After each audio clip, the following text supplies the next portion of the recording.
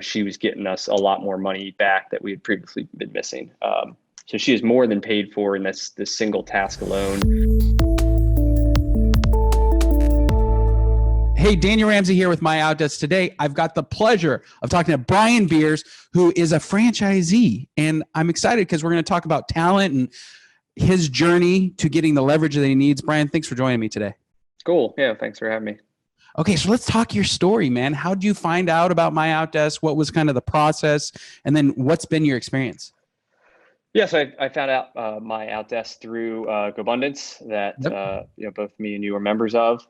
And, we had used outsource companies in the past, but it was more on a one-to-one kind of ratio with what's it called, Odesk and so, we had some varying experiences in it. And, for you guys, what I really liked was, a lot of the work that you guys did up to the point to find the VA and ensure that we're getting, a high quality kind of vetted candidate.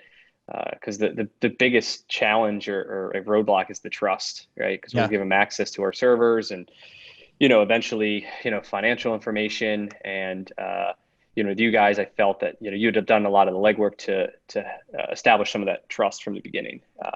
And so far it's been nothing but a great experience. Yep. And what's your advice to other franchisees, like owners? Like what should they be thinking about when considering a service like ours?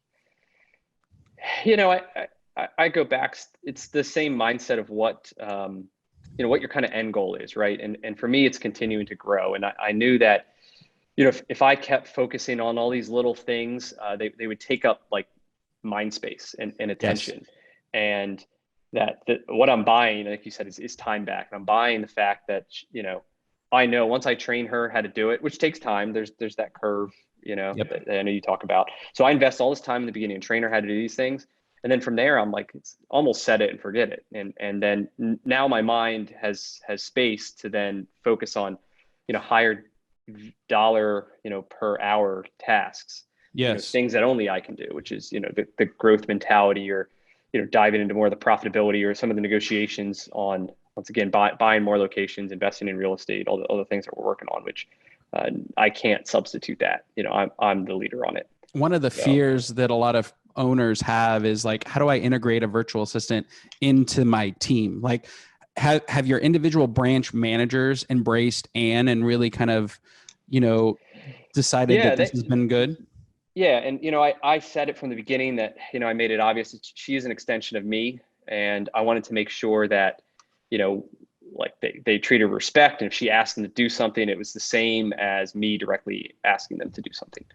What's your best advice for somebody considering using our service and implementing kind of a blended model where some of your people are in-house, in office, and some are outsourced and virtual professionals?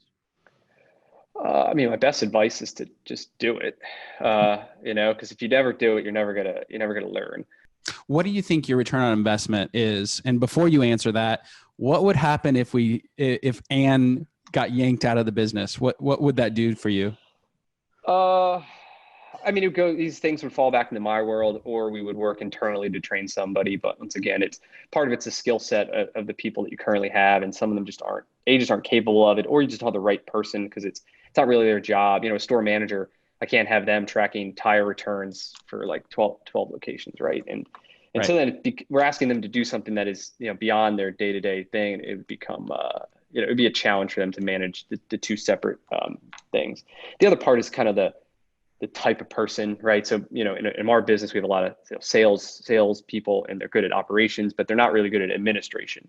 And so that's where they fall. So while Anne is really good at administration, that's where she picks up. So ROI, I have no idea, but some of the immediate tasks we gave her were following up on money that we knew was, was warranty-like programs and insurance, little insurance claims that money was falling through.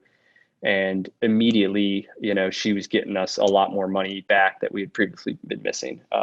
So she is more than paid for in this single task alone. And also teaching her how to manage tire inventory for us, just sending back tires that we don't sell and bringing in tires that are more popular just helps turn inventory and make money. Once again, I have no idea what that number is, but I know it's I know it's been a good investment up to this point.